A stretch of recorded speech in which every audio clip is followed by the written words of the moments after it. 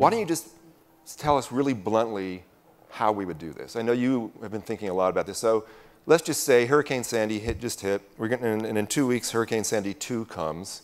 And everyone says, oh my God, let's cool this off. We got to do something now. What do we do? So let's say you wanted to cut in half the rate of warming starting in 2020. So what you'd do is you'd start in 2020 with about 2 or 3 Gulfstream G650 aircraft, re-engined with a military low bypass engine that's a stock commercial airplane. And they'd put about 20,000 tons of sulfur into the stratosphere, the upper atmosphere, every year. And you'd need to do some work on that. And 20,000 tons may seem like a meaninglessly big or small number, but that's something like 200 or 300 times less than the amount of sulfur we now pump into the lower atmosphere in pollution, which, by the way, kills something like 1 million people around the world a year. So 10 years out, in 2030, you'd be having maybe 10 aircraft running. It would cost you a couple $100 million a year, all up. And this is a horrifyingly tiny amount of money. So we spent the year before last 300 billion, roughly 270 is what Bloomberg says globally, 270 billion on clean tech. The kind of numbers people talk about as the costs of climate impacts or the cost of managing the problem are trillion numbers, sort of 1% of global GDP class numbers. So numbers at the level of a couple $100 million are basically zero. At a cost that's tiny, that essentially any country in the world, certainly any kind of G20 country could do, you could divide the rate of warming in half. Now, is it perfect? No.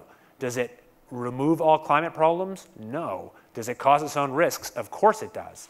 But whether you think this is a completely nutty idea or a perhaps good idea, what's clear is it is kind of frighteningly doable. If you want to actually reduce the risks to many of the people who will suffer real climate impacts in the next decades, including some of the poorest people in the world, this is essentially the only thing you could do. Because nothing you do to cut emissions has essentially any real impact over the next few decades because of this long inertia. I don't think we're actually quite ready to commit to do it in 2020 yet. I would not advocate that, but I'd come pretty close. The conventional scenario is that something like the United States would do this, would do some kind of a sort of well-run program.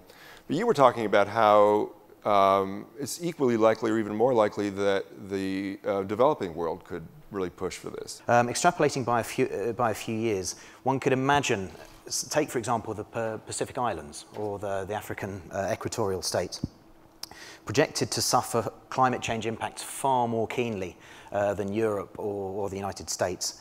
And I don't see any reasons why they wouldn't be the ones demanding this to be done or doing it themselves. David says how terrifyingly cheap it might be to actually deploy solar geoengineering.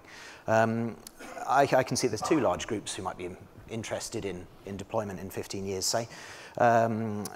Folks, perhaps the elites in the developed world who don't want to do anything about mitigation and see this as a way of stalling action on our emissions, or people who are feeling the effects most keenly, and those are the people in the developing world. What concerns me, what terrifies me most about this idea is probably more the political ramifications of that than the physical ramifications. Unfortunately, when it comes to peaceful uses, i.e. trying to treat climate change, there's very little international regulation out there to stop us here pooling our wealth and going out to do it tomorrow. None of the current treaties, not the climate treaty, not other environmental treaties, even control doing this. So it is in principle legal to engineer the whole planet this way today under international law, which is crazy. The biggest single fear is just the idea of this takes away the incentive to get serious about cutting emissions. That this provides a kind of technical fix, get out of jail free card, or appears to provide one, and perhaps actually does not, that will then lead us further down a pathway where we put more carbon in the atmosphere and increase our risk without actually managing the kind of root problem, which is the buildup of carbon. Some ethicists have argued that you are crossing a crucial line, even though we are interfering with the atmosphere on so great a level. The moment you start to do it deliberately, something has changed and something fundamental has changed. People who hold that point of view have to then answer how they will deal with the suffering in the next 50, 60 years before mitigation really kicks in, how they'll deal with the suffering of the people most vulnerable to climate change. I think this is, in the grandest sense, a challenge for international institutions and innovation that we are not meeting. And we keep saying this is a new idea. This idea actually goes back to the 60s. This idea is in the report that President Johnson got about climate change in 1965.